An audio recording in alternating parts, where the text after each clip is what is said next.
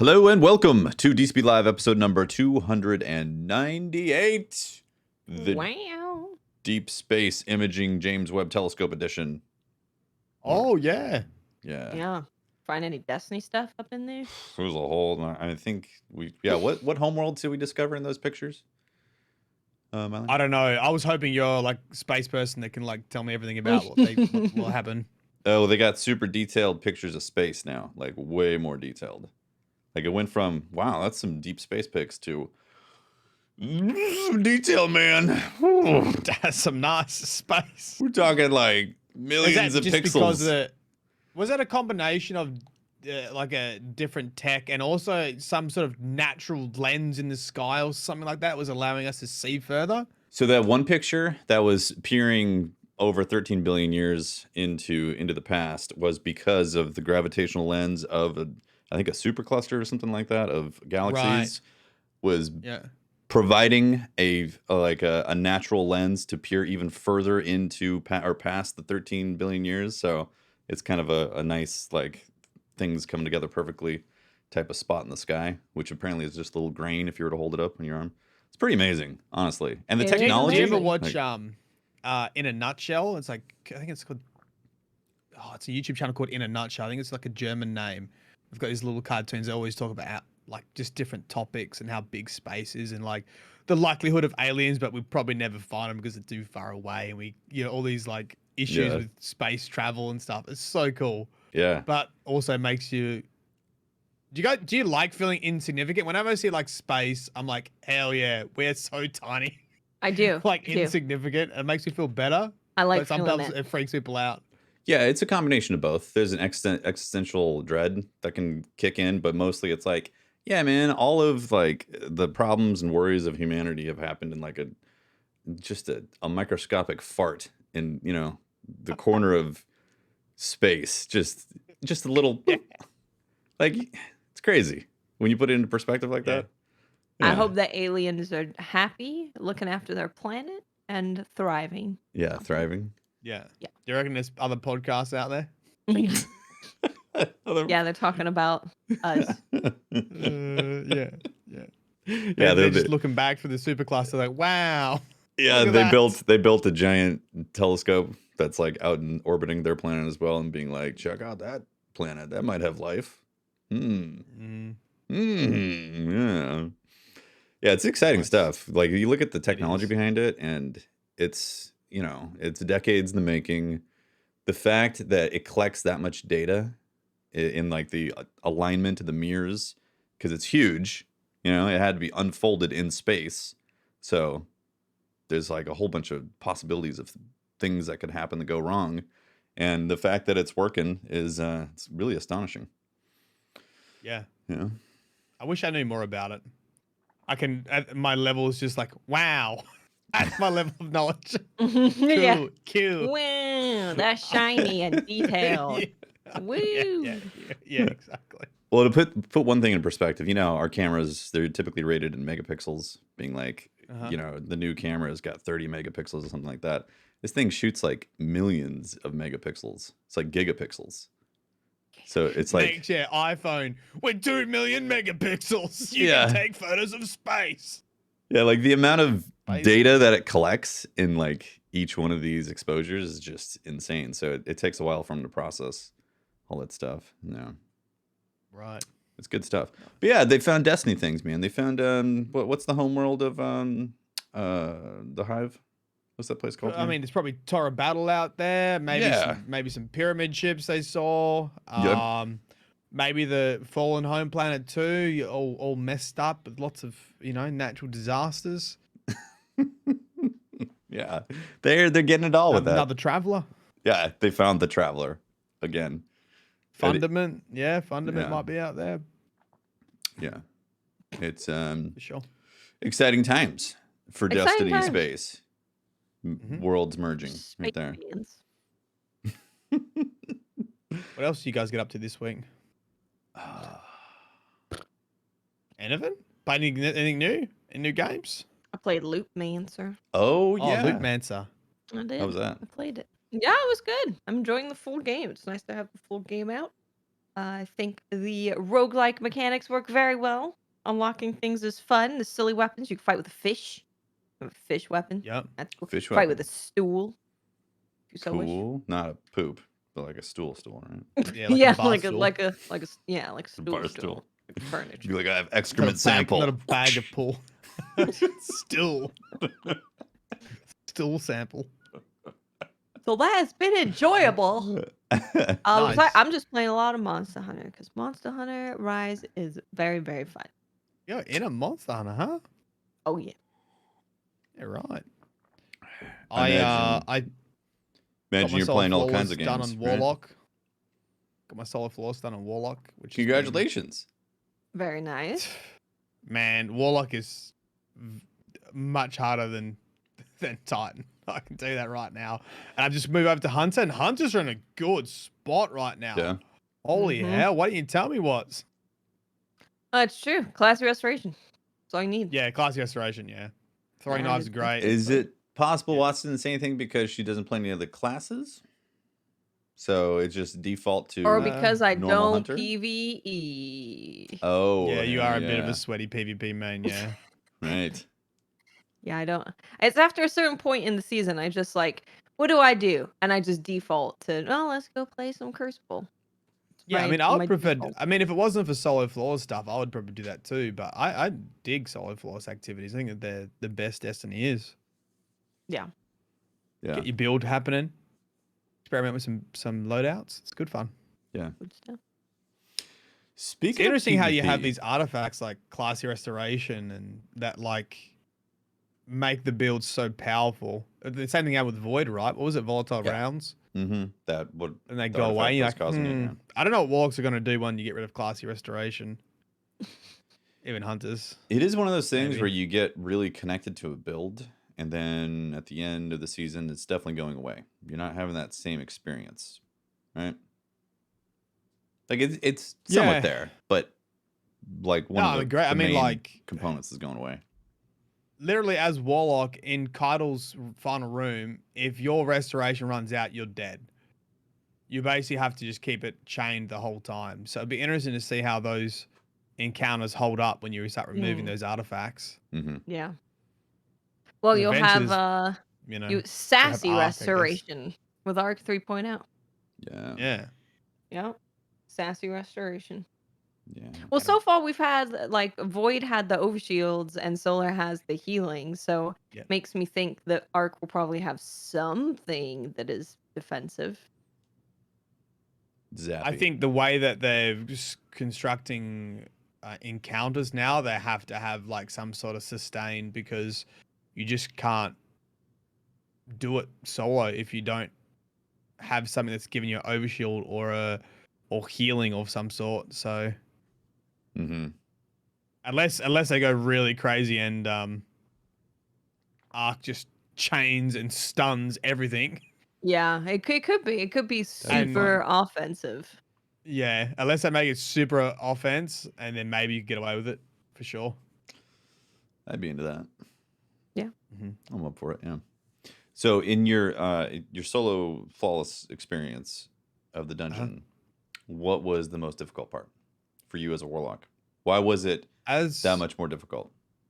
As a warlock, you have to be spinning a lot of plates basically to have everything running.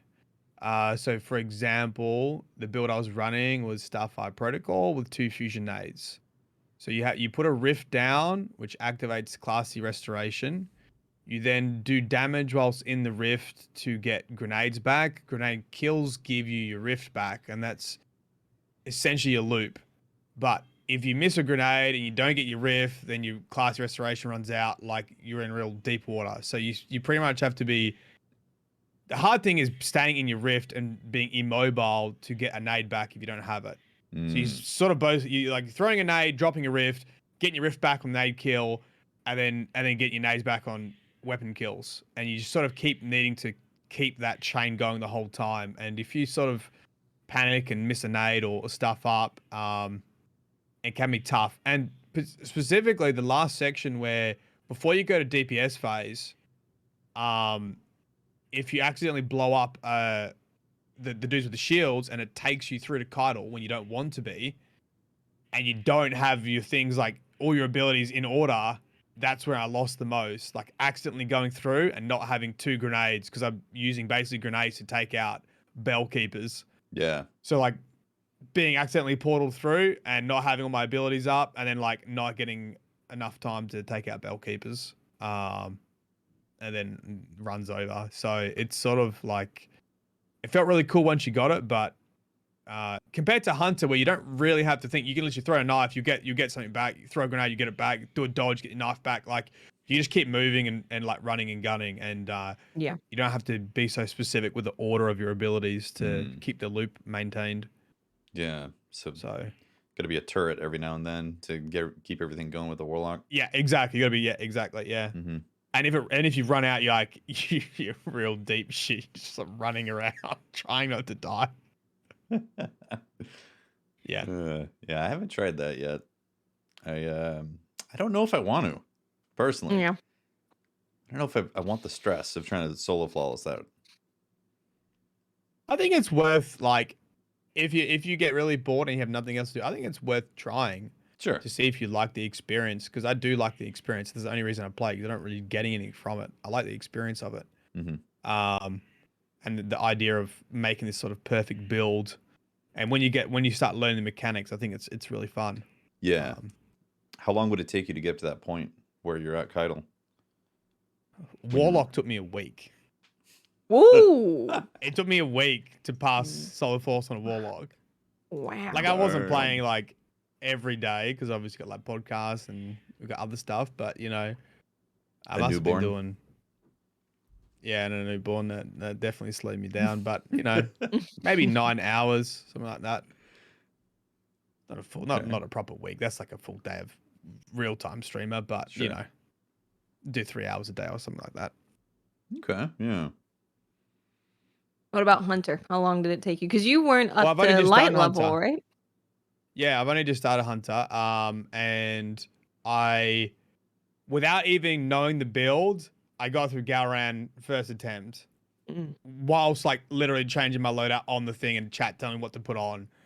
Like it was so easy to stay alive that it was really, it's such a nice build.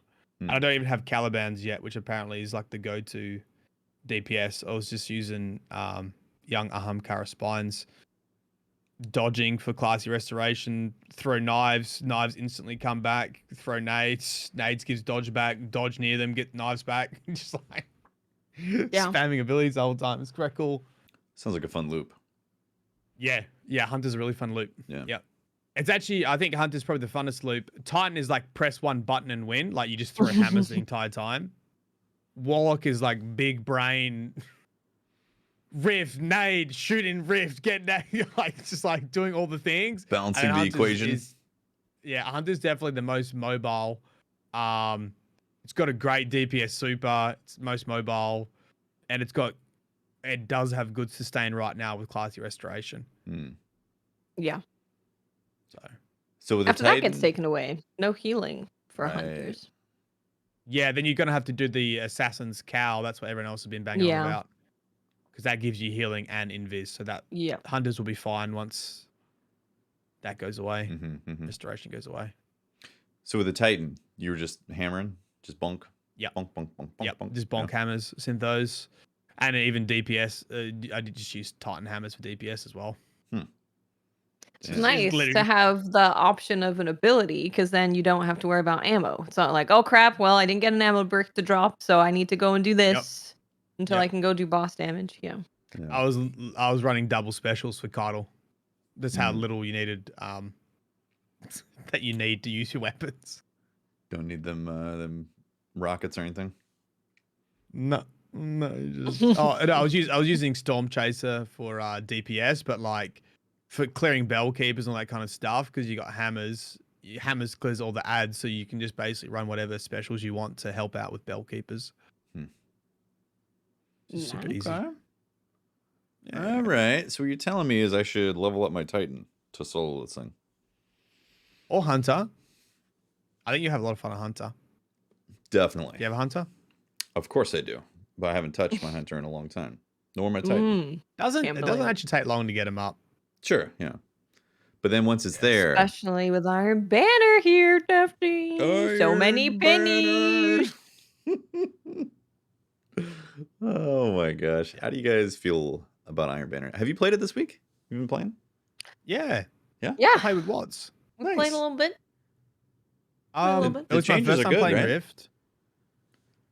Well, I don't know what the changes were because I never played before. This is the first time I jumped back in. They changed. There's a mercy rule now. So if you at any point get 3 points above your enemy, it will mercy. They've also lowered the amount of time that a match actually lasts. Yeah. I had a lot of fun at first, and then we definitely steamrolled a lot of teams because we were in a stack. And then I was like, okay, I can see how people aren't enjoying this. And it wasn't like enjoyable for us too when it was like 3-0, like just constantly. Yeah. But I did like it when we had like other teams that were, it was like 3-1 or whatever. I really liked it. It was nice to have an objective game. I thought it was cool. Yeah, Rift's it's in an interesting spot because there's like, if you're playing in a team, you could stomp a lot, and that's not super fun. So it's hard to find that balance of teams where you can have that back and forth with people where the spark's constantly getting dropped and people are rushing to the spark and defending it and killing and rezzing people, and that's really fun when that happens. But because now there's the time limit and it's less time for matches, when you get those matches, a lot of the time runs out and you're like, man, I was actually having fun with this game. It was like a back and forth and it was a real good time. So it's in a really weird spot with the mercies and the time and teams that you fight, and I don't think there's anything they could do to make it have like those matches more often, where it was kind of more back and forth. The lack of maps is definitely an issue as well. Having 3, because last Iron Banner I played so much to get the Iron Lord title that now I was just like, maybe I just won't play Iron Banner this week. It's because it's 3 maps. If there were more than 3 maps, or even if it rotated between Rift and Control, so you could experience like some different maps, then anytime one of the bigger maps comes up and it's Rift, I'd go, oh, okay, cool. It's this map, nice. But playing 3 maps for God knows how many hours. It's a bit much. It's a little old. Yeah. Yeah. Yeah, in general, I did enjoy it the first couple of matches where I was like, oh, nice to have an objective, like this feels cool. But definitely. Obviously there is always some issues with balancing and matchmaking and all the usual stuff. Yeah. I think with the kinks worked out, like it's decent, Yeah. I don't think it's fantastic. It doesn't make me want to play it all the time. But I think what they have done, working out some of the kinks, I think like pretty good.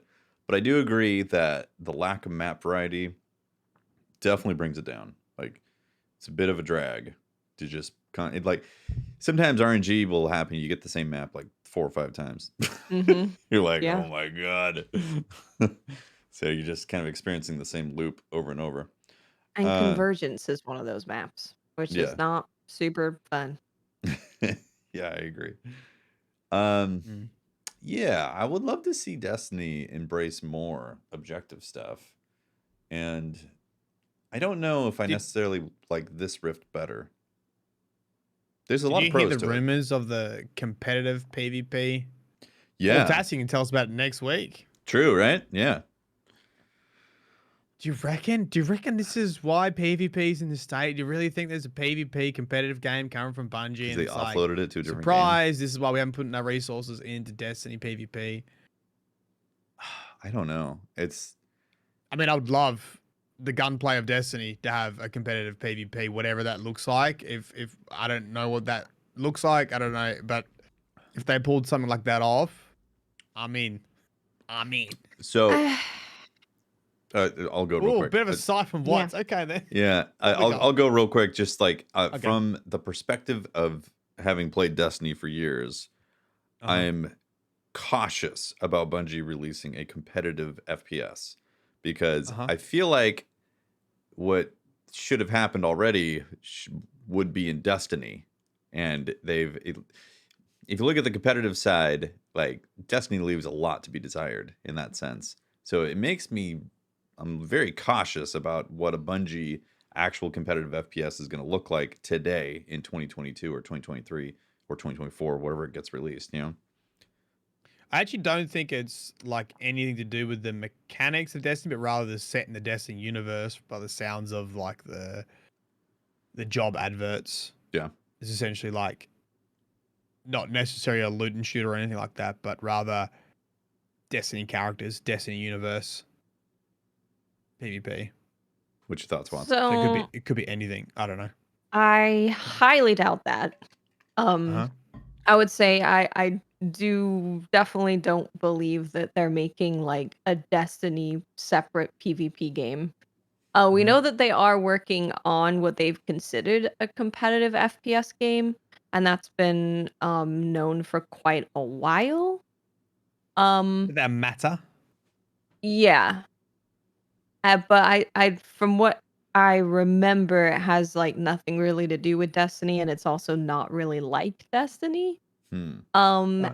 and yeah, I don't think the reason that we haven't seen stuff in PvP in Destiny is because they're making another thing. I just don't think that Okay. is true. Oh, yeah. Also, I think that the team is so big, and they still have people working on like Massive. sandbox type of stuff for PvP, that it would be really weird if they had these people working on that stuff and then also just actively ignoring Do it. you think the PvP team is big? Because I've never got that impression. I don't think it's big, but I think it's enough that, there's people focusing on it. Like I don't think it's I a don't know. I think in secondary job comparison for to them. Bungie on a whole, it feels small. Yeah. I just don't think it's like a secondary thing. Like their main thing is they have to go focus on this other gameplay thing, and then when they have the time, they can drop in and do some PvP stuff. Like I feel like there's some people dedicated towards that balance. It's just whether or not they get it right is a different question. Well, I'm keen to quiz Paul Tassion and see how he got to because I think I got some of that from his article he put out. I think it was from job postings that talked about competitive shooter and something about being familiar with the Destiny universe or set within Destiny universe. So we'll see. Right. And it's interesting to draw those conclusions from a job posting, because it might just be that they want to pique people's interest of this type of thing, even though they could be making something that's like adjacent or a couple Yeah. steps away, Like, Yeah. do you like the Destiny universe? Are you into competitive FPS type of stuff? We could use your assets to make this other thing that's kinda, but not really like that thing, So that's the danger of drawing the job posting specifically and saying, oh, well, this is what they're making because the job said this, Yeah. And if they are doing that, I think it would be a pretty new thing that has happened, because we haven't seen or heard anything about a Destiny specific PvP competitive game. It's always Right. been something that's quite separate, and all of the job postings have not mentioned Destiny at all before. So if it is something that they've decided, okay, we're going to separate PvP from Destiny and it's going to be its own game, you'd probably be looking at many, many, many, many, many, many years. Yeah. And if that's the case, then I don't think it makes sense for them to abandon PvP right now. I mean, the conversations about PvP and Destiny have been happening for like 7 years. Yeah. And they haven't really changed very much throughout the years. It's because it's not a fully dedicated PvP or PvE game, and it's always dancing this line in between, mixing the two modes together. And like the mission statement of Destiny was that you wanted to be able to get a weapon anywhere in the world of Destiny and then bring it to anywhere else in the world of Destiny, and it should behave pretty much the same. And like that causes so many issues for balance. Yeah. The more space magic you get, I guess the more crazy that's it like gets. the cynical part that I'm on is like there's not ever gonna be balance. So it's like I think Destiny PvP it is what it is, basically. It's just gonna be a rolling maul of metas and angry players. So it's like you can't really change that. You just have to either be alright with accepting that or not. Yep. which is why I am leaning towards resources as Bungie as a company being put into something else rather than expanding like Destiny PvP's team. Sure. Well, we do know about again, there was that 100 million net ease thing that we don't know ultimately what that's become yet. So it could be some mobile Yeah, it hasn't even offshoot. gone through yet. Yeah. Yeah. I do feel like that's going to be the mobile game with net ease. I mean, those job listings could have something to do with those type of things as well. I mean, we know Bungie's expanded a lot. You got that. You got the whole multimedia thing, which hasn't even been announced, but we've seen all the people being hired that do basically TV shows. Mm-hmm. Yeah. Yeah, there's a lot going on over there. Yeah, the universe There's is a lot definitely going expanding. on. Yeah. Right? Yeah. Mm-hmm. But there you go. Bit of healthy speculation for your morning. Yeah, right? Exactly. I think a lot of it comes from the fact that Bungie made Halo, and Halo was a competitive shooter for a long time. I mean, it still is technically, but like the heyday was Bungie made competitive Halo at the time. And I think that's where a lot of people still draw that like desire for Destiny to become some ultra competitive experience at some point in the future. And I don't think it's ever gonna happen. You know? It's funny when you think about like how successful a game has to be on the competitive scene to be making like mega bucks sort of deal. You know, I guess like something like Fortnite is probably the only real recent example that's something that went so competitive that it made a lot of money. And even then it had casual and competitive modes, but it was big enough to have tournaments that, you know, had $1 million prize pools. Right. But it's super risk to like, because it's so much skill to get something like that to work. Yeah. The competitive scene. And it's interesting though. Like, I feel like if you have enough eyeballs on a project, then anything will become that financially competitive state, even though the game itself could be very uncompetitive, you know? Like if there's enough people playing it, there'll be people setting up tournaments and stuff. And I mean, we've kind of seen that happen from time to time in the Destiny universe. It's just, you know, it fizzles out, all that. But like, how big is Valorant on a competitive scale? Do you guys know at all? I have no idea. I mean, obviously, he has a lot of people playing it, but you don't really see the same fandom as like, you know, when games like cross boundaries. Like, you don't have to be a Fortnite player to have witnessed what happened with Fortnite. You know, like how big that got, and to hear news of, you know, a 12-year-old winning $1 million tournament or something like that. You're like, holy. Yeah, I don't know. True. Well, yeah. Iron Banner. We're going to lose our minds when there's some announcement. I think that's the exciting thing. It'll be really exciting when something is announced. When and if, that will be cool. Oh, sure. Anytime Bungie's doing something, Destiny players going to lose their mind. Yeah. As long as it's not a mobile game. And then they'll still lose their mind. With super predatory microtransactions. Yeah. I think any company, well, it seems like every company is making a mobile version. You know, Apex Mobile is a thing. True. So many to get phones now, and Division. We got some gameplay of Division on mobile Really? earlier. I didn't know that. Yeah, so phones are so powerful that I think it makes sense now for every company to make a version of their game that can be on a phone. Yeah. It's just about how well that's handled with all of the usual mobile stuff. Yeah. Yeah. So it would be super cool if I could play Destiny on my phone, especially if I can get something in main Destiny. It's just as long as it's not Destiny Immortal. Yeah. Don't want Destiny Immortal. Yeah. Yeah. Yeah, agreed. Yeah. Destiny future, right? Destiny future. Hold that topic. We'll get Paul give us the lowdown next week. And then what's gonna be wrong? I don't know. I don't know everything that they're doing there. It's just we've seen a lot of job postings for a lot of different types of games over the past few years. So Yeah. we'll see. Yeah, exactly. I like I said, I think it's really tough to read into job postings because they could attract people with a certain skill set because they need a slice of that for a particular type of thing that they're building that's new. So it's not like a one-to-one thing. They're hiring for this competitive thing. Like clearly that's going to be in the Destiny universe now. It's like they want that perspective. They're hiring perspectives and skill sets. Right? Yeah. Yeah.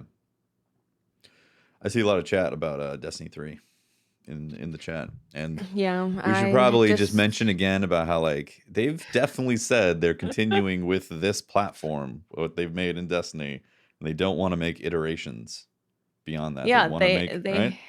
they have said many, many, many, many, many times that we want to keep the same platform where we can keep adding things to it, where it can be a living, breathing game that is always updated. They don't want to do a reset again.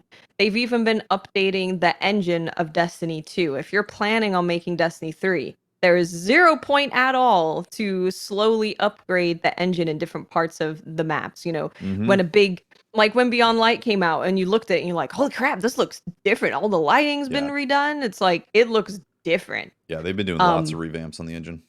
They have. Yep. Yeah. So I don't know. If you are at the point where you want a Destiny 3 because you're so upset with Destiny 2, maybe you should play Destiny 2 less. Because I do find that if you take a break from Destiny and you go play something else, you come back and you're like, oh, this is fun. Feels like home. Nice. Yeah. Like I think you'll be surprised how good Destiny can feel if you come back for it and you don't play it when you come back. You don't play it all the time. And that's not saying that like if you're upset with the game, you should never give feedback ever. You should, absolutely. Feedback is so important. Being critical of the game and giving your thoughts is so incredibly important. But I don't think that it is worth playing something every day, all day that makes you unhappy. Yeah. It just seems unhealthy to do that. Yeah, and it is interesting. I think a lot of people think of Destiny 3 as the fix for the problems that they see in the base game right now, or Destiny 2. And they caused so many issues going from D1 to D2, and it took what was it, 2 years to catch up to where kind of D1 was at the end of its life cycle, right? Like they lost quite a bit of time, and they had to do that kind of development cycle to catch things back up. And that was, I think, probably internally, I'm just guessing here that it was a very costly error to make it, Probably, yeah. right? They were like slowly just bringing in things that were in D1 for years and trying to get back to that point.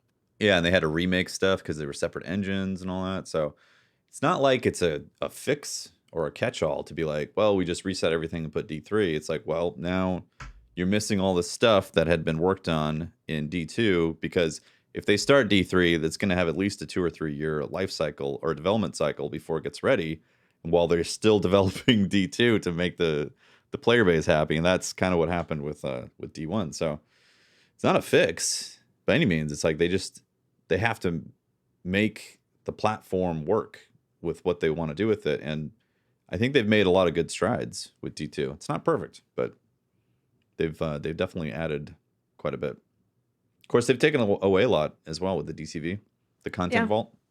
Yeah, that definitely sucks. And that, I think, like, it's a damned if you do, damned if you don't situation, right? Because otherwise your install is going to be like 500 gigs by the end of all these updates, right? Yeah. I'd just like to say, if you've typed in chat "get baited," we just had this whole segment just to increase our Twitch engagement, and you all got fooled into it. Yeah. No, but like a lot of people do, there's various points where they come into the Destiny discussion and they do think, oh man, I can't wait for Destiny 3 to fix all this. It's like, well, actually, it's not happening. They've definitely stated they want to keep on going, Yeah, it's at the point in the Destiny cycle that always happens where every John on the internet is like, I am the best video game developer ever. I know how to fix the Yeah, game, true. and I am perfect. And when it gets to this point where, like, you have good points where people are giving really good feedback, and I read threads of like, yeah, this is really valuable feedback. And then you get to this point that the community is in right now, where it's people just being dicks. Like, they're just being rude. They're yelling at each other. It's like, well, I think this sucks. Well, I'm having fun. Well, you suck for having fun. And it's just like this constant angry yelling at other people in the community because they are not personally having fun with Destiny right now. That's why we And kicked, it is annoying. that's why we kicked Briar off the show tonight. He was yelling. It's true. Yeah. He was yelling. He came Wasn't here having enough yelling fun. and we said, get out. Get out. Get out. It's just, man, and then you see what happens where people are like, oh, I'm getting really bummed about playing Destiny now because I'm having fun and I get yelled at every time I say that I like a thing. I can't say that Oh, I yeah. like Destiny. And people are like, oh, I don't really want to play anymore because the community is pushing me away. And it's like, guys, can we just stop being assholes? Give your feedback constructively. If you play a ton of Destiny, like, that's very, very valuable. But please stop yelling at people who are having fun with Destiny still. How dare Please. you? Mhm. How dare you have fun playing video games? Yeah. Yeah. So, yes, all of you who are being really weird are incredibly annoying. And please stop. Please stop doing that. It's Got 'em. annoying. Yeah, got him. Coach, we got him. Oh man. Anything else this week? Yeah, the TWAB was informational. Yes. There was an informational TWAB. What was that? It is about Solstice. Right, the Solstice. This is no longer Solstice of Heroes. We're no longer heroes because of how you children have been acting. We Right. got our hero title removed. You're now just a sun. Solstice. Yeah, you're just praising the sun. That's all you're doing. Hero title, get out. So they showed off the armor. So we have, of course, Solstice armor glows with whatever element you're using. Void, solar. So the stasis one is busted right now and shows purple, apparently. So I feel like the stasis one is always broken. Right. So I don't know how it's coded, but yeah, it's broken somewhere. So we got to take a look at the armor. The armor looks cool. It does look cool. It looks Yeah. very good. Very flashy. And then they go into the event card. So they announced that they were changing Solstice a lot when we read this before, and they kind of give us a refresher on what's happening. So you get the event card. There's going to be the paid track and the non-paid track. It's kind of what every live service game does now for every event they do. They're like, an event's happening. Here's free track. Here's paid track. You get stuff from either. Obviously, the paid gets more fun things. So you're going to have an event card to organize your objectives and help guide players on what they can do throughout the event. It's free to play. You can interact with either Levante in the tower to view your event card or via the quest tab. And you will have event challenges, event seals, and event titles. And then you can, of course, upgrade to get stuff. I So can't they remember what I said about this last time, but I'm just going to wait and see. I think it's my new approach. With Wait pass? and see how this is going to play challenge out. card, Yeah. yeah. And what's that, 1,000 silver? Yeah, so you can upgrade the event pass for 1,000 silver and you instantly unlock $10. claimable reward bundle and the ability to spend event tickets for more rewards. The good thing about all of this, even if you hate the paid upgrade ticket, is that you do not have to upgrade right away to make use of everything. You can that's totally right, yeah. wait until like the last day and be like, you know what? I actually played a lot of Solstice. That was pretty fun. I think I want to pay to get all of these rewards now. Mm-hmm. Or Oh, you and can be get like, the I didn't emotes pay. and stuff too, don't you? So you get all the You get the hot dog hot eating dog champ eating emote, and then you get a little ghosty and a sunny gardener's hat. hat. Yeah. Beach hat. The farmer ghost. Yeah, so they then talk to CJ Payne, who is going to update us on upgrading the armor and all that stuff. So the goals that they have for the new Solstice activity is focus on actively upgrading your armor the entire event through new player actions, provide agency and choice with how you upgrade armor, give players a chance to reasonably chase armor rolls for the duration of the event, tied together, acquiring and upgrading armor with the theme of Solstice, and lower the barrier to entry for players who haven't engaged with armor stats. So they then say, if you've ever wanted to chase down specific armor rolls, Solstice is your time to shine. Need a new armor set for Nightfall, Crucible, Gambit, you'll be able to get that good stuff. So we have some new currencies, everybody. Nice. New currencies. Get your currency checkbook. I definitely add it to the diary. I definitely rolled my eyes a bit when I saw this. 3 more? Listen, Mylan, we need currencies to make the world go around. Also, they put silver in 2 things when they should stay away from the name silver. I'm sorry. You already have silver that you pay for. That's true. It is confusing. Using the word silver in just about anything, right? It makes it unclear. You shouldn't do it. Yeah, it feels muddied. But then again, if there was a currency that came out in Destiny that was not confusing, would you be playing Destiny? Yeah, you're right. We'd be in a Destiny 3. Different game. It would be Destiny 3. So we have silver leaves. Earn silver leaves by completing activities throughout the game. You then have silver ash, where you transform silver leaves into silver ash by completing the new activity, Bonfire Bash, sponsored by Australia. And spend silver ash to re-roll armor stats from the armor mod screen. So that's cool. You get to re-roll armor stats. Yeah, that's nice. That. And then you have kindling.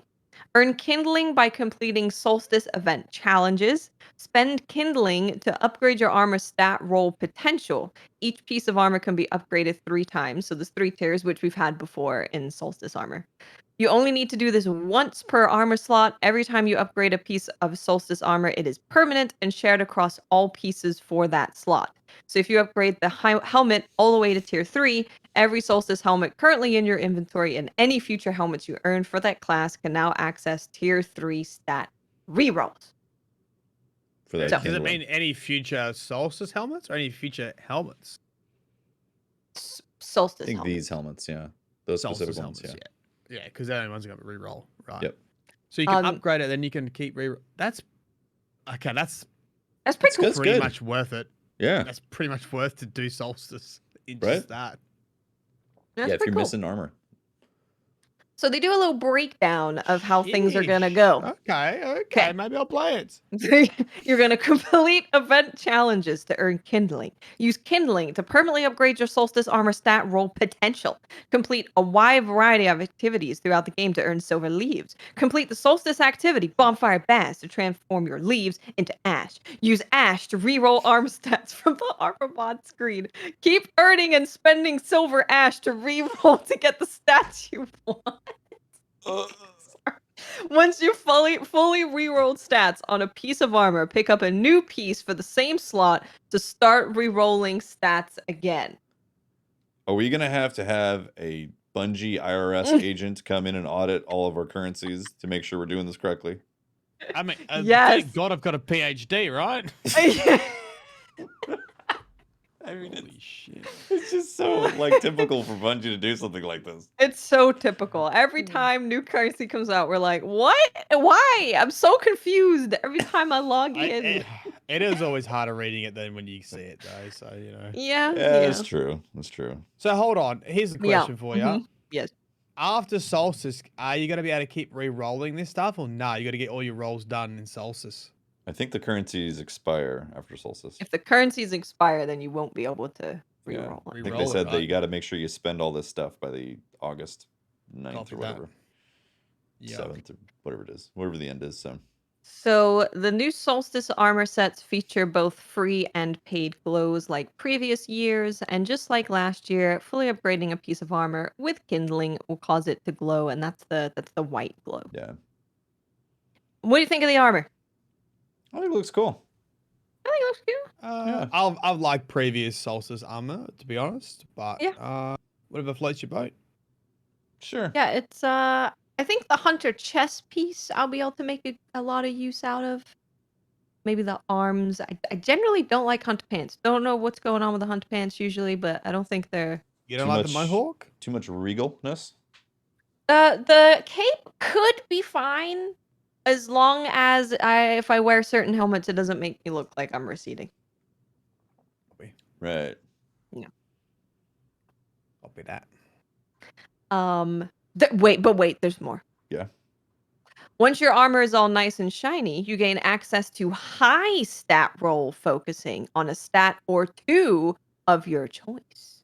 So the little image that they have, it says Spark of Resilience. Imbue this armor with this spark to reroll its stats with high resilience.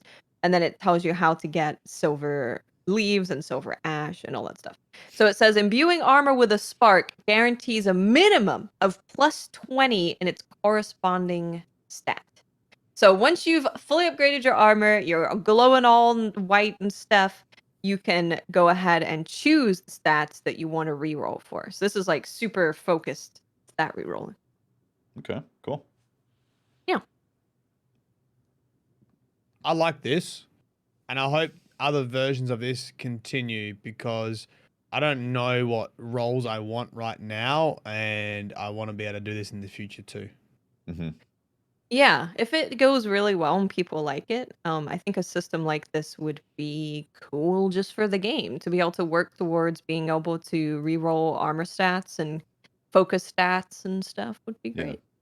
Yeah, there's so much like build potential now with the 3.0s that people are starting to look. Well, then again, sometimes you don't even need stats. Like like Titan Hammer, you just pick it up again. It doesn't matter. Just go bonk. I mean, if you miss your hammer throw, then yeah, you're a bit screwed. Yeah, I hope it's cool and goes well. Mm-hmm. Oh, this is actually really funny. So there's another image, and I'm reading it, and it says small kindling. Add kindling to this armor in order to imbue it with glowing embers. Kindling is acquired from completing event challenges. So there's also glowing embers. What's a glowing ember? Don't know. Bonus currency? Okay. Bonus Yes! secret currency. Secret currency. Love it. Here's a downfall or like another, potential issue with it. If it ends up being similar to crafting where there's too much legwork, then, it all falls down, right? Like, it's that balance of it's got to be easy enough to get your stats re-rolled, and then Yeah. but if it's too easy, then you end up in a spot where people are, all right, I've got my god rolls now. I don't need to keep playing. Yeah, Well, you have to fully It's like, I'm upgrade not gonna do your it. armor during Solstice to be able to get the perfect reroll armor. Right, tier 3, right? A lot of investment. It is quite a Yeah. bit. That's the problem with all the different currencies. Like, obviously on paper, it sounds ultra confusing because it's the text version. Seeing it in game could obviously be different. But when there's just too many currencies to interface with, like if it's 3 or more currencies, then people tend to kind of check out because they're like, what do I get? I gotta get this now? What? I gotta get this? Gotta do what to the sleeves? Overall, I'm happy. I mean, it sounds like they're testing like armor crafting, really. Yeah. Hey, you're right. Maybe it's a little With soft launch to see how Reroll, yeah. see. how it could work with the game. Soft launch, yeah. Mm-hmm. Yeah, it's cool. I'm gonna check it out for sure. I always check out Solstice. I'm curious what the revamp to the European aerial zone is. They said they'd done Bonfire some changes. Bash. Yeah, Bonfire Bash now. That was like Probably it was not kind of much like different. a baby horde mode, right? Yeah, and then Is- at the end you go and try to get as many chests as possible, which is cool. I think they changed the entire thing of that. They went through what the Bonfire Bash was. I just can't remember any Did of it. they? Oh. Yeah. I could probably try and find it. Twab. Bonfire Bash. Mm-hmm. 7/14. Nope, that's today. I thought this was the first time they were talking about it. What they're changing. No, they went into a bunch of detail of what Bonfire Bash actually is. Oh. But I can't remember where it is or what it is or how it is. Well, we'll Bonfire find out. Bash. Let's find out soon. Okay, yeah, so it's this is actually not a full write-up, but it was the one where you Guardians protect festive bonfires from a rowdy party crashing gangs of Cabal taken Hive and Fallen. So it was it was like the mini kind of horde mode. Got it. I wonder if There's bonfires and you protect them. There's like does it say there's multiple bonfires, or there's going to be a bonfire then it rotates to another location or something? I think there were well, I don't remember. Mm-hmm. I'd have to find the TWAB, which Yeah. I can't find right now. Cool. Yeah, it sounds like a change up. I'm down. I think Solstice sounds pretty cool. Mm-hmm. Yeah. I think it's always fun. Besides that, we got an update on the foundation. So they've done 1 week of charity fundraising, and they've got 1 week left to go. And so far, the Bungie Day Giving Festival has raised 811,000. Awesome. Oh, wow. So they have a goal of 1 million.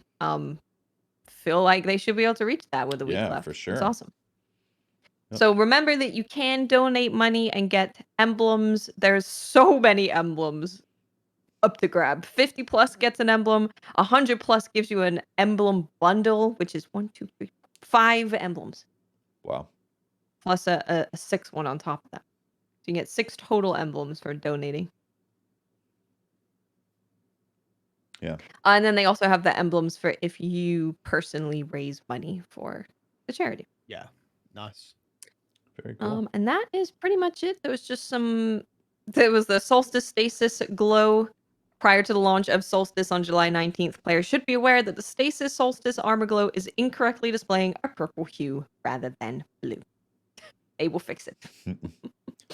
They gotta go into their phone app and adjust the color. Yeah. Cool. I'm looking forward to Solstice. Yeah, I'm looking forward to it as well. I've been especially having played so much Iron Banner the first time, I'm like, it might actually be smart to just kind of take a week off, play something else, and then grind Solstice a bunch.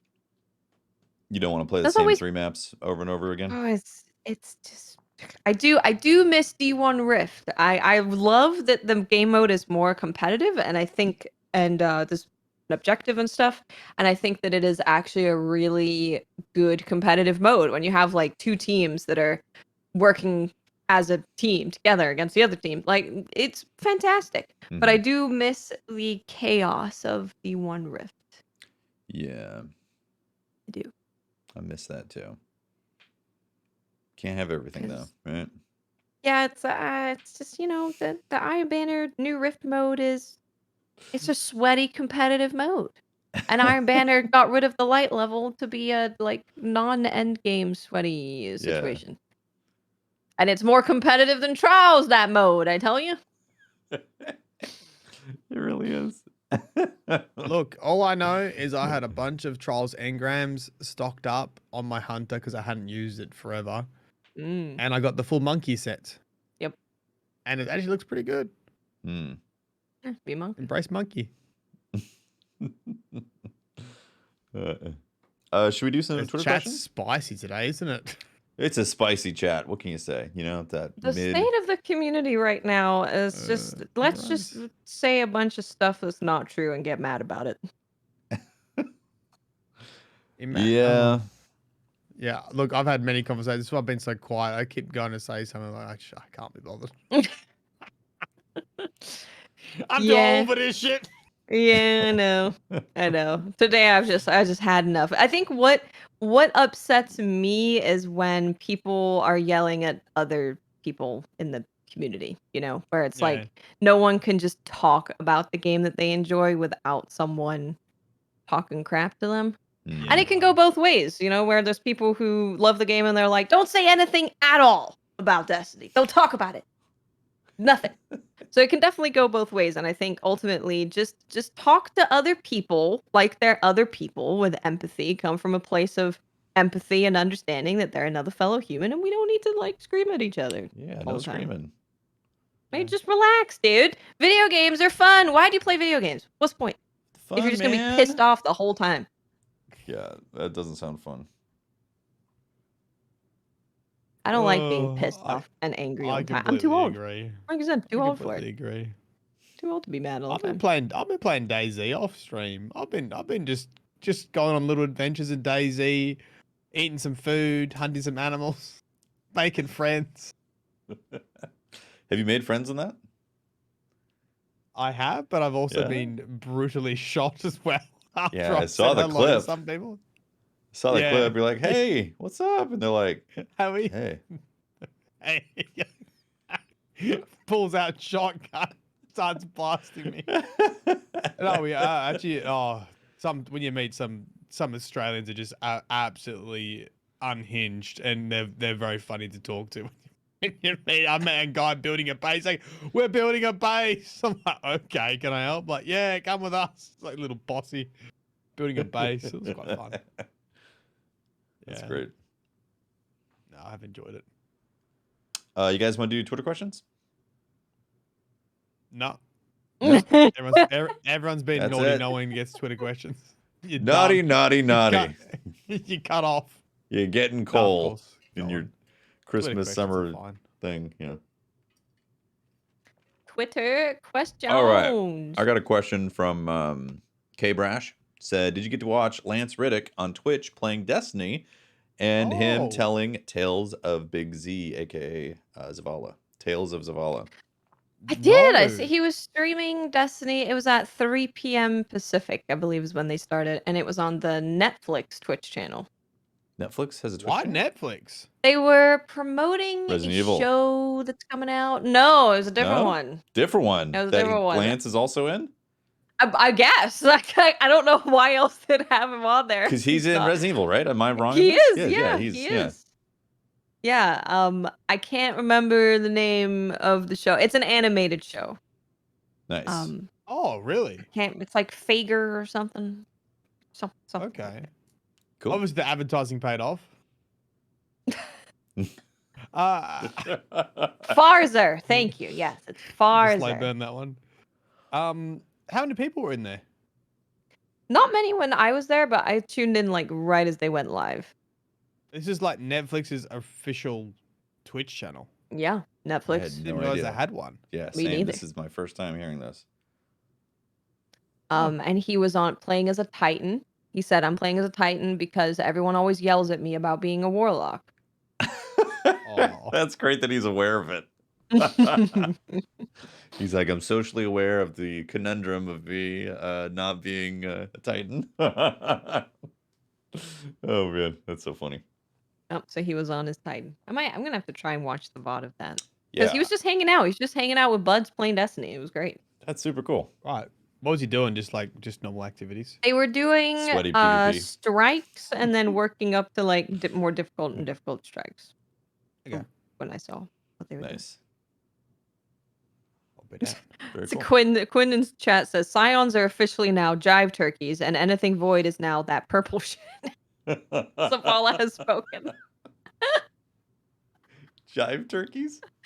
Jive. That's amazing. I'm trying to get the visual in my mind of how you get to a jive turkey with the Scion. I guess because they're like this, they're doing that. So Crosser said he called Kargan a mother fudging jive turkey.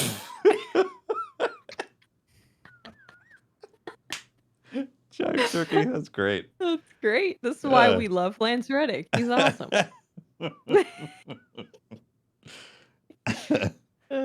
That's great. I need to watch that VOD. I need to see all of it.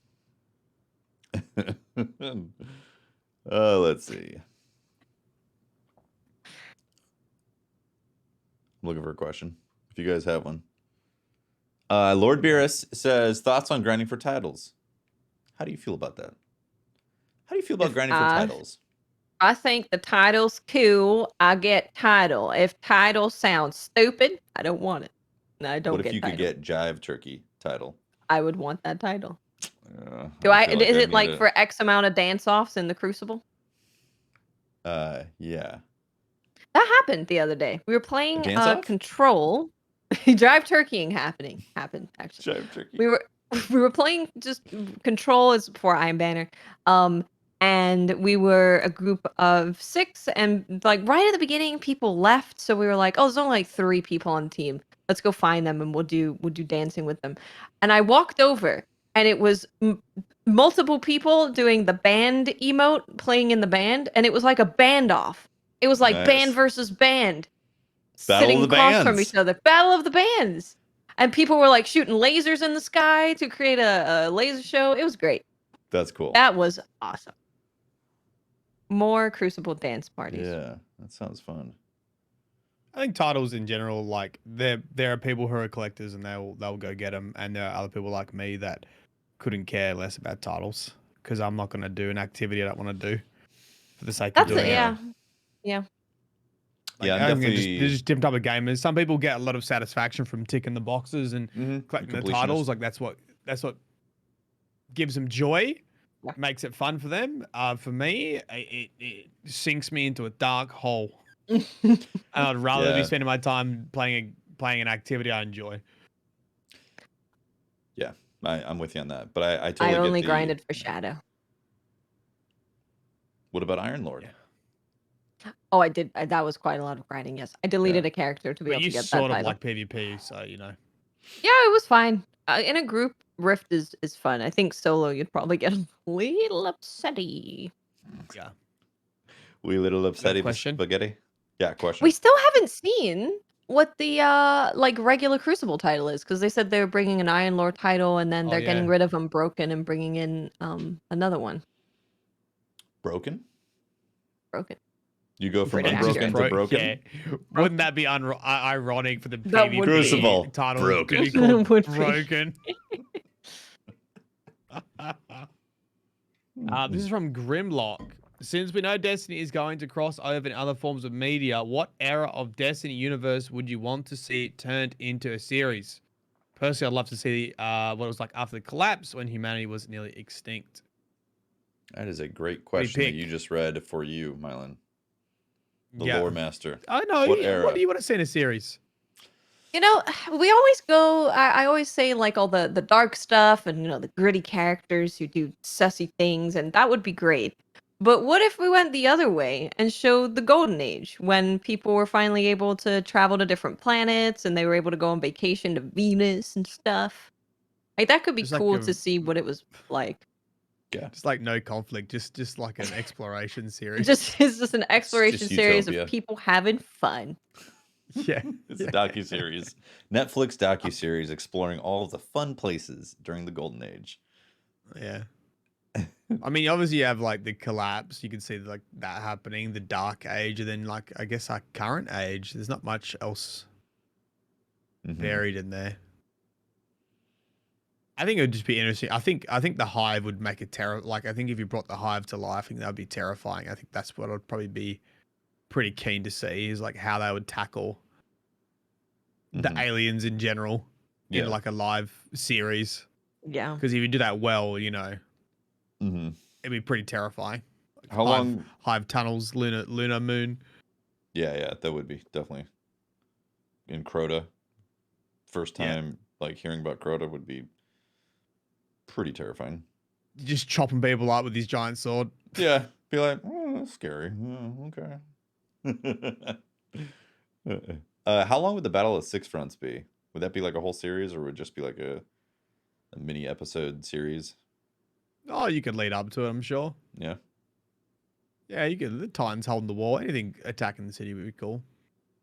It'd be cool to have the famous exotic storylines. We've had the storylines of these exotics, but like it'd be cool to have those kind of woven in and out of this. Like a mini series, yeah. Yeah, or just, be like, oh, that's the beginning of the Galahorn or whatever, That's cool.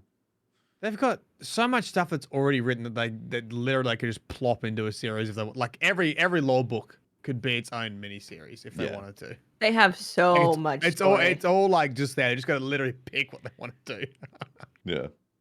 Yeah. Like they get to the Marasov. You could do the whole Awoken backstory and it'll be amazing. Yeah. True. That would be a cool space series. That would be. That's gold. That's gold. Like early golden age leading onto the collapse. Yeah, that could be cool. It would actually be nice, if they do something involving the collapse, if they show a little bit of the golden age first. It's like, here's what it was like, here's how we were living, and we're dead. I think that's how it would have to start, right? You'd be like this amazing time, and then the transition into the collapse. Yeah. I think like the space western is probably like the most common choice with like Shin Malphur and Dredgen Yor and stuff like that. I think that would be. I don't know if you wanted to pick something from mainstream to like get people into Destiny. I think like the space western is probably pretty safe. That would be cool. Yeah. And then I think we need Keidel's workout regime. do you think? Yeah. She's thick. Cabal thick. Be like, get yoked in 7 days. Get ripped. Cabal That's like ripped. that's like an ad. It's like, do you want to be thick, cabal thick? Got Get you a dumpy like Cabal Caitlyn. thick. Seduce all the blue boys in your neighborhood. Hi, Danny. I don't know if you can hear, but Leo's been absolutely. I've heard some screaming. I've heard some screaming. He's been. I don't know if you can hear it or not, but he's been wailing. Danny may have been coming in for a cry for help. Help me! You could just bring Leo in. If we have him on the show, it would be almost an accurate representation of Twitter. True. I will check if he's not crying, and I can help if he wants me to hold him. So even if he's crying, bring him distract. in. He will be live from Destiny Twitter on the trending page. We have Leo with some discussions. Mylan is currently fetching his son, seeing if he can bring the crying into the microphone. Yeah, hopefully. Yeah, I'm fingers crossed. We get the Destiny crying experience. We got another question as well. Give me. Clancy 5000 says, which Destiny character would you trust to look after your cat, dog, goldfish, and water the plants while you're away on holiday? And who would be the least trustworthy? P.S. It's my birthday, guys. Just FYI. Happy birthday, Clancy. Happy birthday. Happy birthday. Happy birthday. I think Zavala would be the most reliable. Zavala is very, very dad-like. Mylan, what's going on? Did you hear what I just said in the question? Leo is going for a car ride, so car ride. Got it. He likes the car. He's calm in the car. He's not yelling in the car, and is peaceful in the car. Cars are fun. You know it's bad when you bring out the car. Dude, it's our last resort, and like we panic. If he cries in the car, we're like, no, let this is our safe space, please, please, please. This is the time where you're a good baby, not crying. Okay, please. Did you hear the question that I asked, Mylan? No, sorry. Basically, who would you trust in the Destiny universe to watch over your stuff, like house sit or watch your animal, and who is the least trustworthy? Oh, Drifter would freaking eat my cat. Yeah, Drifter would eat your pets for sure. Yeah. I mean, you could say, look, if Briar was here, let me represent, but he would say Crow, because Crow would just accidentally do something. Like Drifter would intentionally eat your cat. Crow would let your cat outside and get hit by a car or something like that. Yeah, he's like, but the kitty wanted to go outside. He was asking to go out the door. Yeah. He'd be like, I was just trying to do the right thing. You killed me cat. True. Yeah, you nailed it. That is what would happen. Who would you trust? Who'd you give the keys to? I mean, depends. I think Zavala is very boring. You know, he's gonna be drinking wine and having dinner parties. So he's not gonna mess your house up. You don't think he's gonna have a cocaine party there? No. You sure? maybe after hours Zavala. Yeah, after hours. You know, maybe. the jive turkeys He's coming off out. the clock. Yeah. Too many whiskeys. Yeah. Who invited the jive turkeys?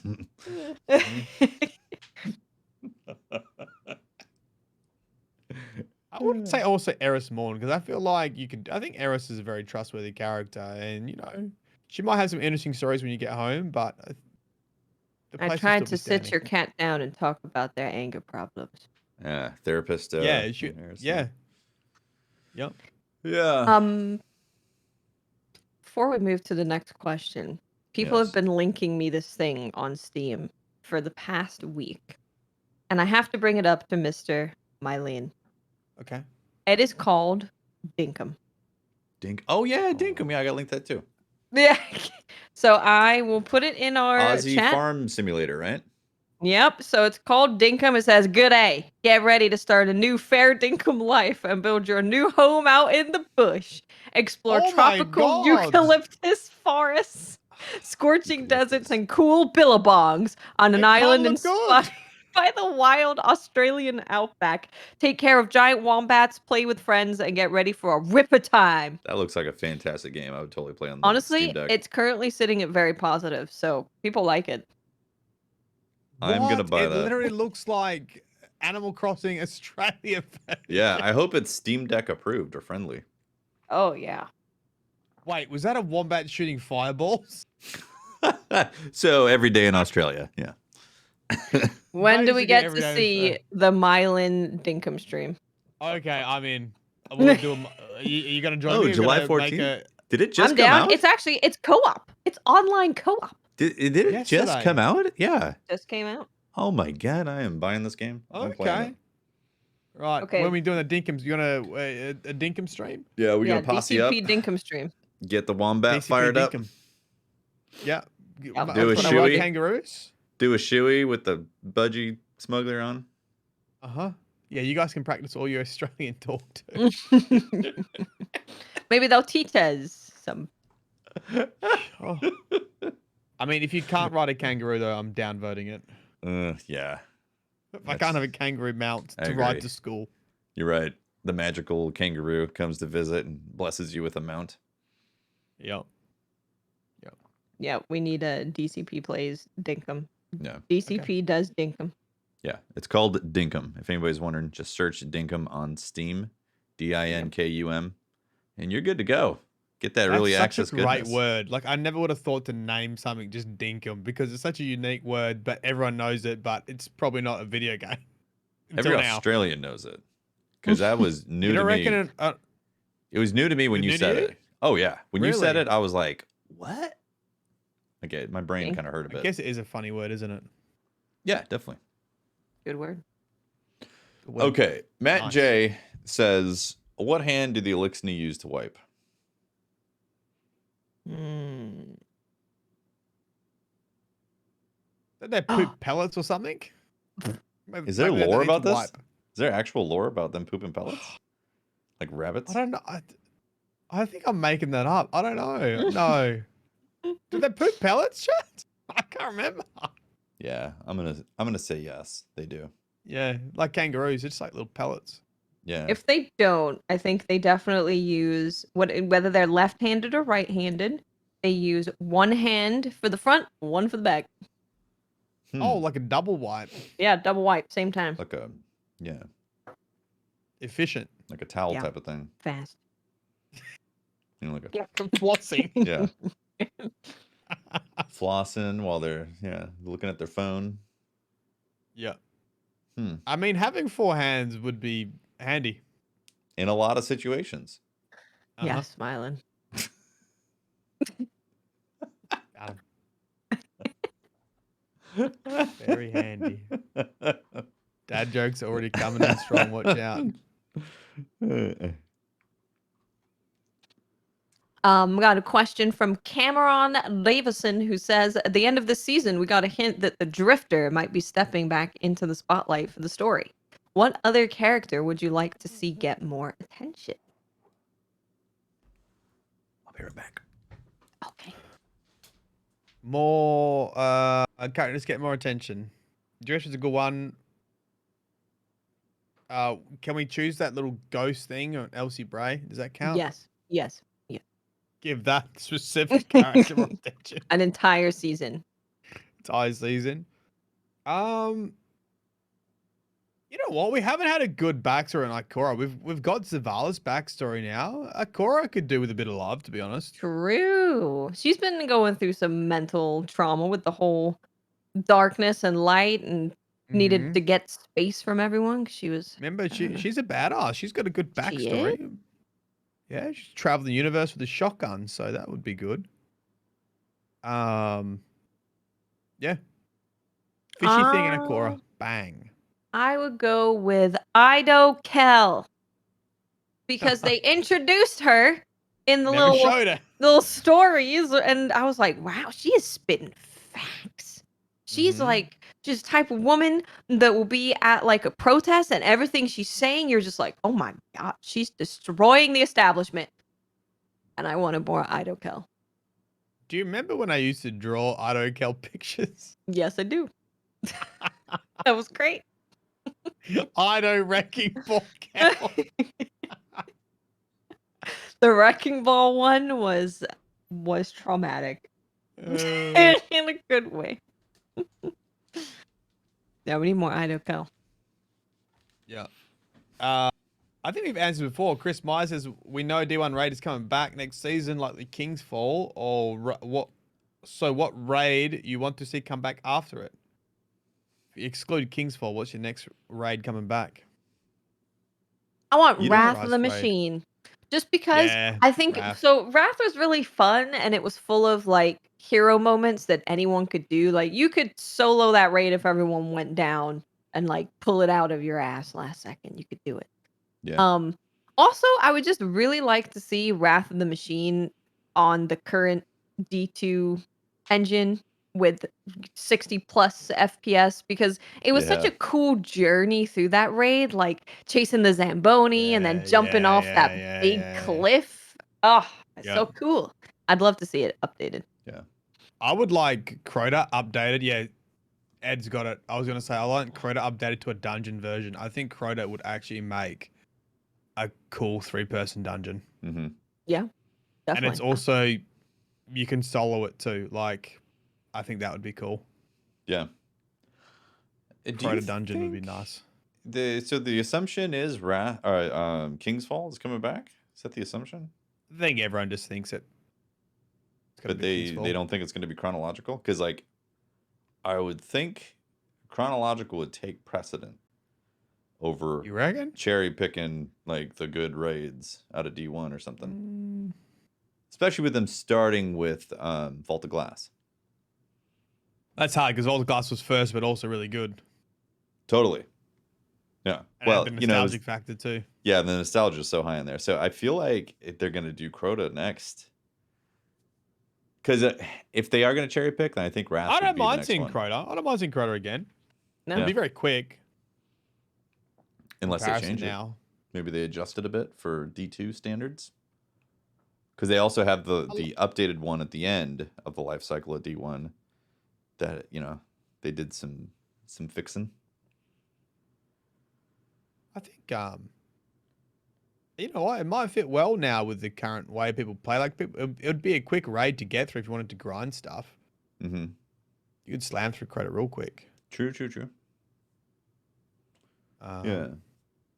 I don't know, because I wasn't aware if they had confirmed what type of raid is coming out next.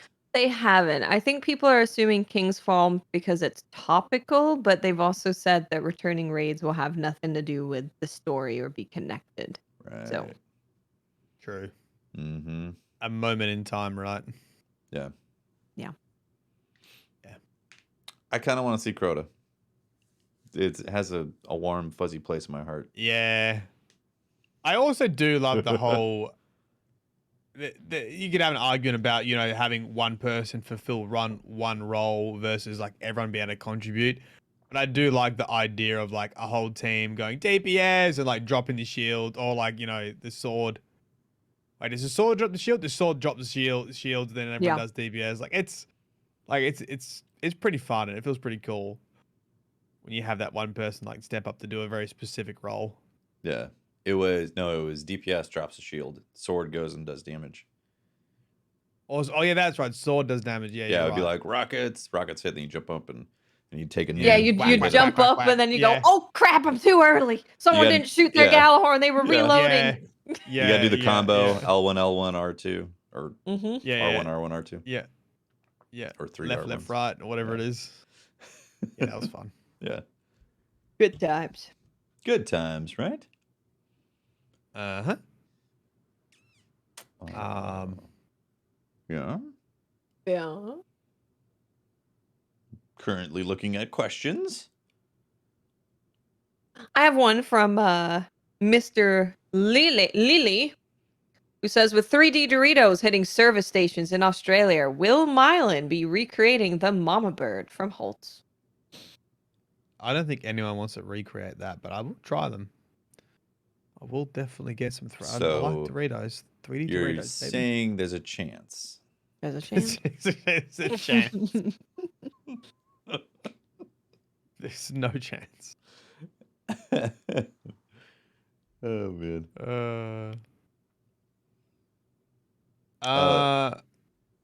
Go on. Milt Rocker says, "Would you rather?" This is from last week. Apparently, we missed it. Would you rather eat 15 pounds of crawfish with Patrick, or go to a con with all the past and present DCP crew except Patrick, eating dicks by the trash can and drinking are included with the con option? Damn, that's a tough I one. choose What am I to eating by eat the trash can? Dicks. dicks. Okay. Certified dicks. It's a lot of dicks. If we go and eat 15 pounds of crawdads with halts, do we get to bring other people? Because there was nothing that said that Oh, we the loophole? couldn't. Yeah. It said, "Would you rather eat 15 pounds of crawfish with Patrick, or Patrick gets left out? We go to past We're and leaving future Patrick cons." behind. We're gonna eat dicks. Yeah, we eat dicks with the I ultimate think con. Patrick gets left behind. Yeah. Yeah. Because we can go back and see him any other time.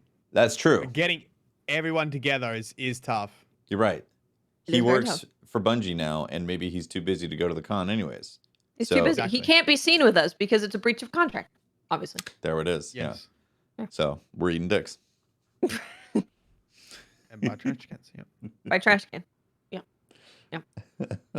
This is from the Mohican. Would you rather be able to fly at 5 miles per hour or run at 30 miles per hour? You not get tired and you can adjust your speed up to the limits. Wait. So you can fly at 5 miles per hour? Mm-hmm. Yeah, what's that in kilometers though? I don't know these measurements. Not very fast. You could It's very slow.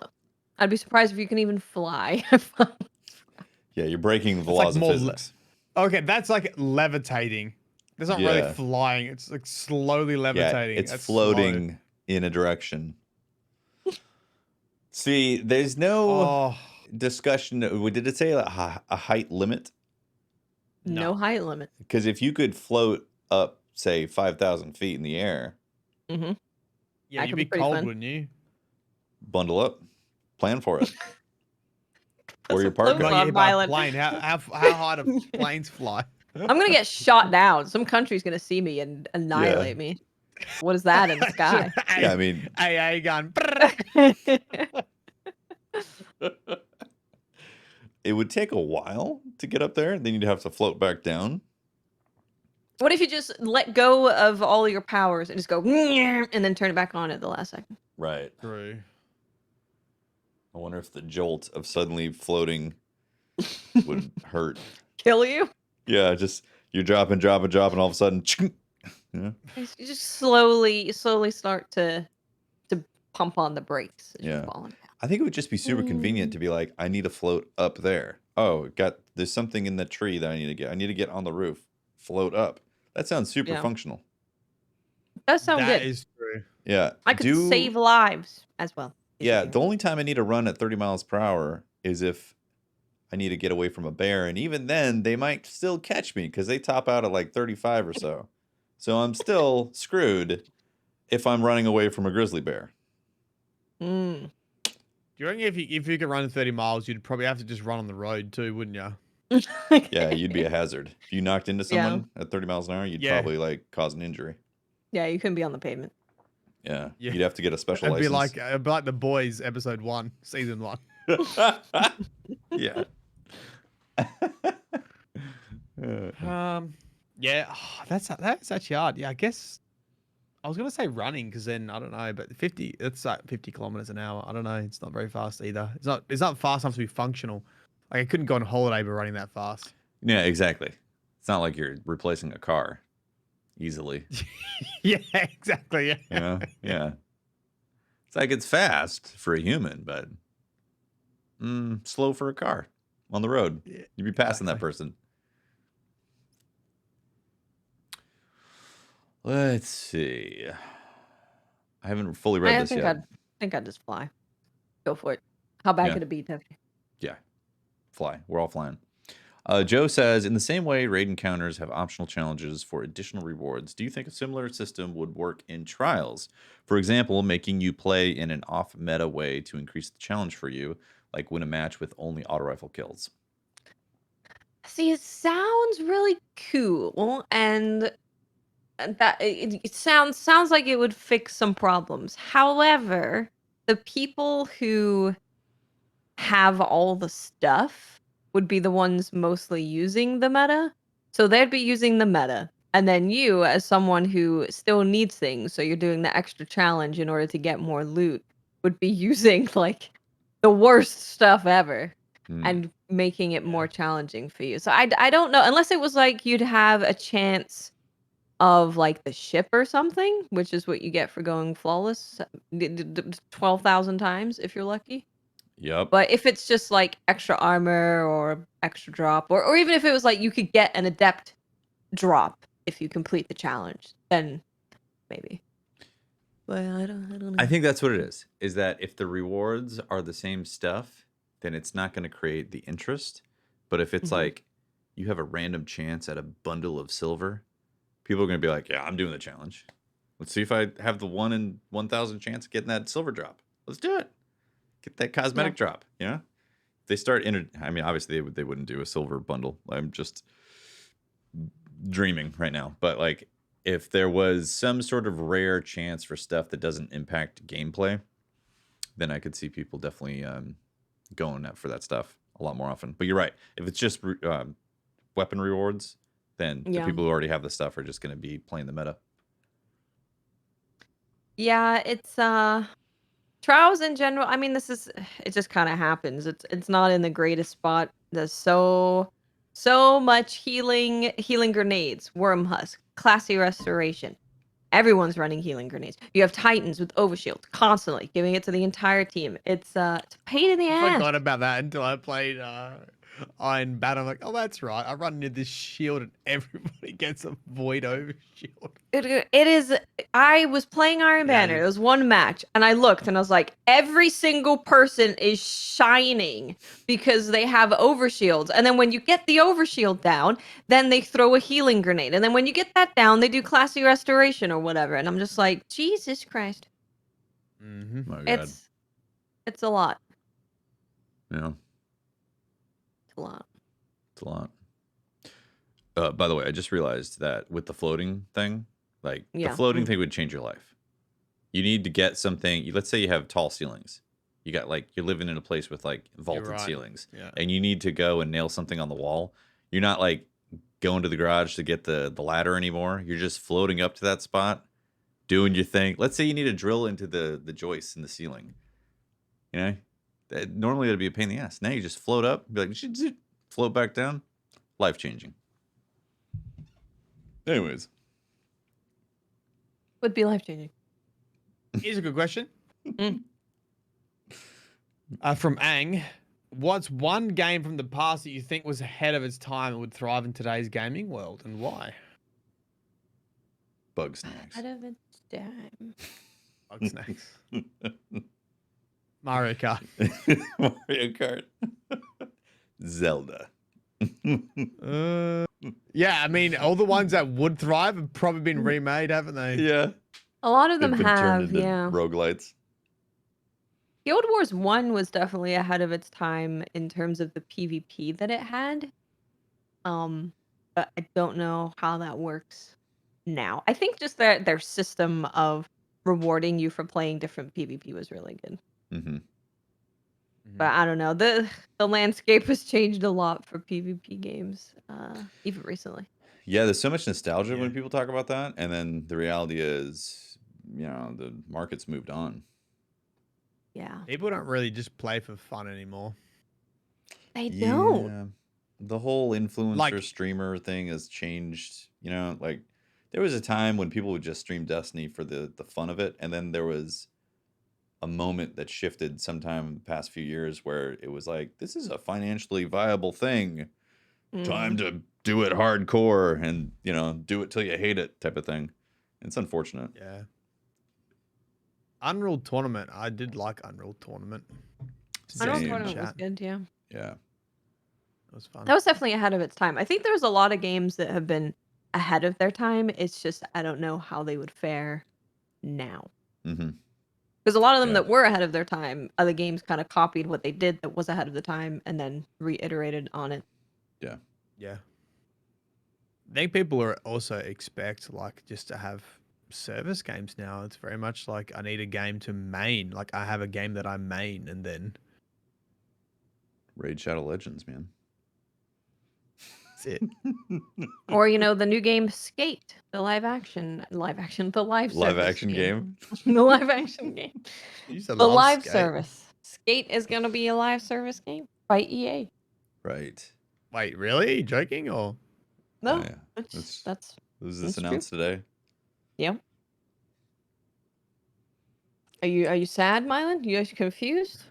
No, I don't really have any energy left to be sad. You're sad, tapped out. Yeah. They're basically doing a live service free to play Skate.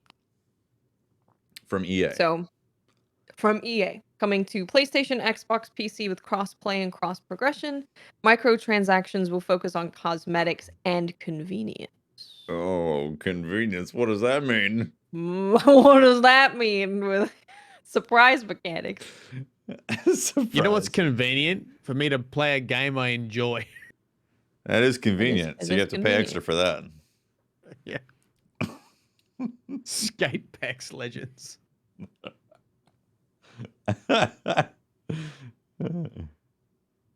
We'll see. Yeah, we'll see, right? Did we answer that question? What was the question? Yeah, what was the question? Game from the past. Oh, right. See Thrive. Yeah. Right. Skate. God. Yeah, Skate.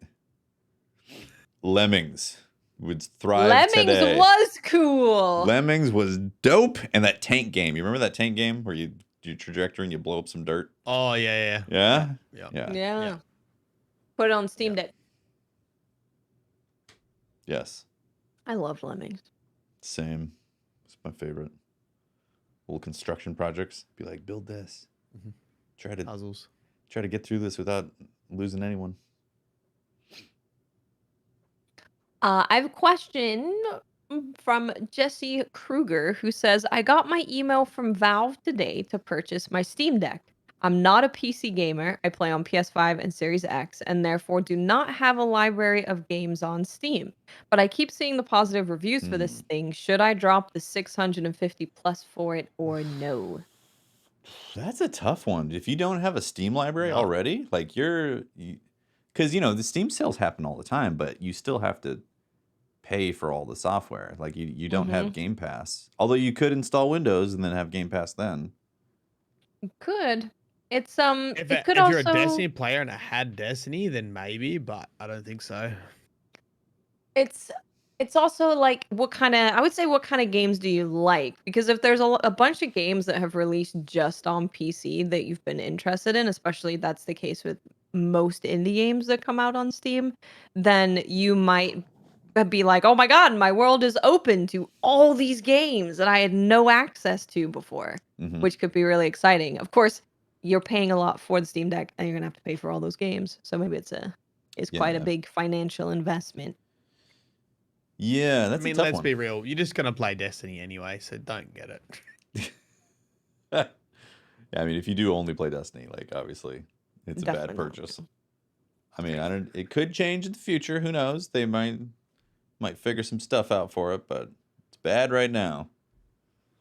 But that is a good question because there is like the nerd side where it is a PC and you could load up other stuff on it. Like I'm going to experiment with loading up music production software on there because there's some stuff on the Linux side and you can go into desktop mode and I'm going to just see. I'm going to hook up like some synthesizers and hook up an audio interface and see about making music with the Steam Deck.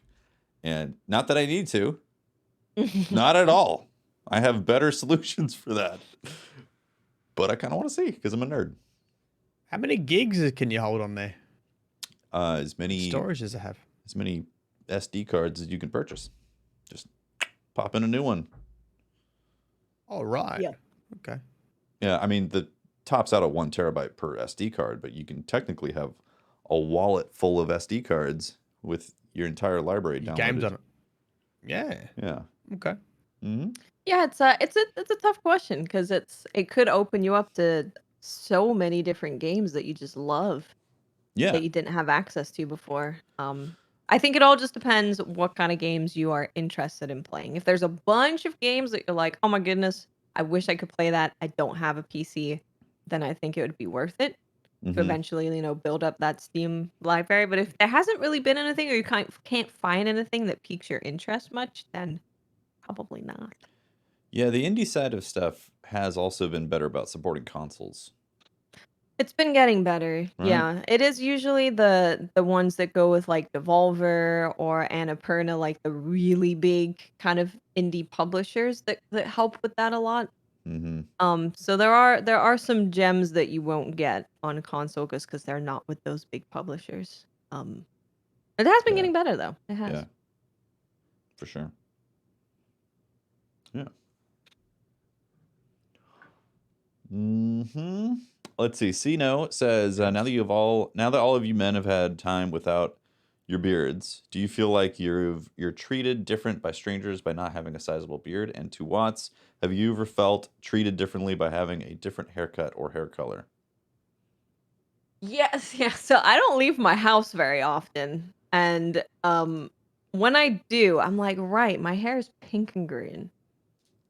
And then I don't notice people will be like looking, and I'm like, "What's going on?" I'm like, "Oh right, I have pink and green hair. That's true." It happens a lot less here in Seattle because, like, Yeah, I was gonna say basically Seattle. basically everyone has different colored hair.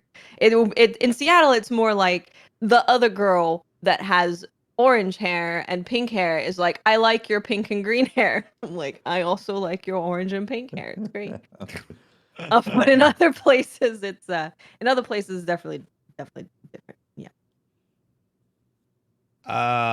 I think I look friendlier with a mustache than I do with a beard, especially when I had my head shaved. I look a bit like some sort of criminal. But now I think I just got friendly dad vibes. So yeah, I think so. Yeah. I don't think I've noticed a difference for me. Because it suits you so well. It looks like you were born with a mustache. Thanks. Popped out of the womb with a mustache. Actually, it was the beard. Yeah. Then my mom shaved the beard and a mustache. Yeah. Yeah, to the mo, yeah. Yeah. Yeah, I haven't noticed a difference, honestly. It's more like loved ones, and family members have been like, oh my God. Not necessarily treating me different, per se, but yeah, I haven't felt different at the grocery store. So. Also, I just read more about Dinkum. Yeah. And the co-op is you can visit each other's islands and raise emus. Raise emus? Okay. Insta purchase. Emu race. And you can fight crocodiles. I'm playing this on the Steam Deck. Fight crocodiles? Yeah. Good God. This is why you want to buy a Steam Deck, okay? So you can play Dinkum. Play Dinkum. Exactly. Here's a question when you're using your Steam Deck. How do you run Discord? Can you run Discord on it too? I have Or do you have to have even... your phone next to you for Discord and then run the game on your Steam Deck? Why would I have people talking to me ruining my gaming experience? Well, mate, you're playing Dinkum on your Steam Deck, sitting on the couch. Well, okay, yeah. We are blurring topics here. I understand the confusion. The Steam Deck is definitely a personal device where I'm Get feeling... out of my game, Mylan. I'm having fun. You're coming in here with your negativity. Race me with an emu, god damn it! If we're gonna race on emus, I'm definitely going to load it up on the big PC. So I have, I got my gamer set up in case I need to engage gamer mode for racing emus, That's the thing. You could get on your PC and race emus, and then I'm going to, in the nighttime, get on my Steam Deck for Dinkum and work on my island. Exactly. There you go. Doesn't it sound peaceful? I have not considered once doing some sort of multiplayer thing on the Steam Deck. Because it's like... Get out. Okay. Definitely not. I'm in bed. I'm naked in bed playing my Steam Deck. Hey, Teft, what you doing? Naked. Get the hell out of my island. I'm naked.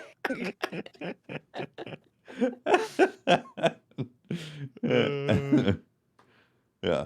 That's me time, man. We solved all the problems or we got more? I guess we can do a couple more, right? Yes. There's a simple question. from Hussein, who says Okay. beach or pool. Ooh, Beach or Beach or pool. pool. Damn, beach might have jellyfish and trash and oil spill sharks. and plastic particulate you're gonna consume. See, like, I feel like a pool is always a pool. Of course, there's better looking pools. There's more like fantastical pools, but a beach really depends on what kind of beach it is. If it's like my own personal beach in the Maldives and it's beautiful and I have people bringing me food and alcohol, that sounds great. Now we're talking. If it's a beach that's packed with many people that I can't move, I guess that could also be a pool. Or if it's a beach that hurts when I walk on it, maybe I don't want to. Or if it's super cold. What if it's super cold? Right? No temperature control. Like, do you want to go swimming in Washington? In the beach? I don't think so. That's probably cold. Cold Pacific Ocean. I think if you come to Australia, you'd be like, yeah, definitely beach. If make sure you don't get hit by eaten by a shark. But yeah, what if you drink too much? You're playing beach during summer's great. Yeah. Then but it's not as convenient. You got to pack up all your gear. You got to get your sun cream and all your bags and everything, and then True. I mean, if you had just a pool there, you could just go for a dip. You're done. Okay, what if you got to go to the pool though? Like, let's say you don't own this pool. Oh yeah, it's a pool if you got to visit. go to a pool, beach, 100%. Yeah, I think there's more you can do in a beach. Thaw Zero has it nailed. Beach on a lake. Lake beach is nice, assuming it's not overfilled. There's not a ton of people. Lake beach is great. Yeah, you might see Nessie. I've never been to a lake beach. It's like a not ocean beach. Lake. It's like a beach, but instead of the ocean, it's a lake. Mm-hmm. You're not going surfing, but it's nice. Uh-huh. Yeah.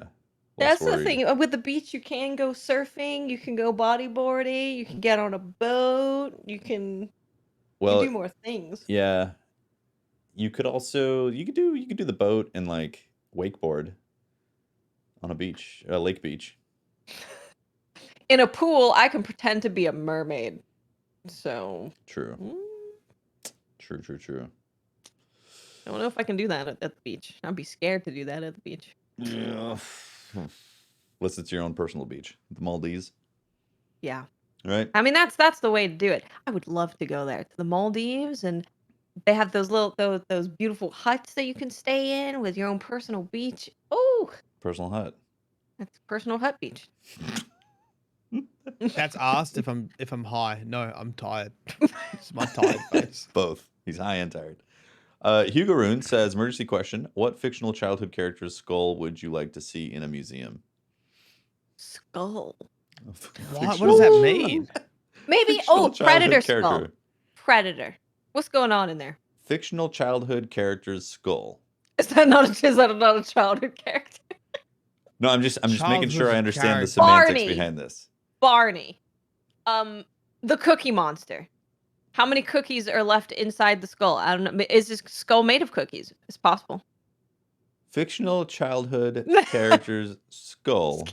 I'm just trying to understand. Like, could this be like your Predator example? Could you take the Predator, but the Predator as a kid, and then see the skull of the Predator when the Predator was an adolescent child or something? Are we overthinking this? I'm pretty sure it's just the childhood character, like the Big Bird. How big is Big Bird's skull? Don't know. You want to see Big Bird's skull in the museum? I think it feels like an instant horror movie as soon as you take the skull of a childhood character. Yeah. I do like Thomas the Tank Engine. That's a good idea. Imagine, this sounds terrifying. I just thought about this. It's Thomas the Tank in the Guggenheim where they do the cross section. Remember when they cross section the cow? Yeah. So it's Thomas the Tank cross section. With their skeleton, yeah. Good Lord. Ooh, what's that shiver look down my like? spine. And we know Thomas is alive. He's got a face. He Yeah. Yeah. Yeah, imagine if there's just a giant skull in there. That would be terrifying. Like, I guess there is. He's got eyes and mouth. Yeah, he's a person. He's a living thing. Like technically, you could rip his metal skin off, and there'll be a skull there. Yeah, Oh so my God. is the underneath of Thomas the Tank Engine just pure skeleton? When you strip him down, a train. Are there little man. train seats inside Thomas the Is- Tank Engine that people sit on? Oh Is my there God. skull seats? Bone seats. Is Thomas the Engine is Thomas the Tank like an AI synthetic? Because he's got metal skin and all that? Like, Yeah. Westworld. yeah. Oh, I That think. sounds fun. Yeah, I think we solved it, guys. We solved all done the it? answers. Yeah, we done it. Yes. We Yeah. done did it. Now I'm Did gonna someone be find the spooked. lore on the innards of Thomas? Yeah, if you could, and then drop a. Oh, that's a good movie. You know, have you guys seen the Winnie the Pooh horror movie? Have you seen I've only information? heard about it. I haven't seen it. Yeah. Yeah. What if we had Thomas's innards as the next childhood horror movie? Oh. Yeah, that sounds terrifying. Thomas the Tank, but a skelly man. Yep. Telling you, as soon as I thought about it, him being split up into cross sections, the Guggenheim, and freaked me out. Terrified. I'm not gonna sleep tonight. I think a new trailer for, well, maybe not, but there was For an Winnie the official Pooh trailer horror that story? came out for Winnie the Pooh. Yeah. Yeah. America's Most Wanted Bear, Winnie the Pooh. Do you think they'll show this in China? Maybe they have to rename it. Oh, man. Well, that's the episode. Thank you Yep. very much for watching, listening, hanging out. We solved every question possible in the Destiny universe, and we've settled all of the strife that's going on in the community. Well done. Yeah, well we done, fixed it. chat. We We fixed fixed it. it. Fixed it. We Great. fixed it Congratulations. because we're getting Solstice next week with more currencies, so you can be upset about currencies You instead. can be swimming in currency confusion, thinking you got silver, but it's not the silver that you actually want, and it's going to be glorious because you'll redirect your anger. So, thanks for watching. This has been Yeah. DCP Live. Shout out to our Patreon members and our Twitch subs for supporting the shows, and we'll see you next week. Briar will hopefully be back next week Yeah. with his new laser mouth. Yeah, he got the laser mouth surgery performed, and you think we're joking, but we're not. He We're actually not. got laser mouthed, and that's why he's not here. He's a laser boy in a laser world. Nice. Bye, everyone. Bye. Bye.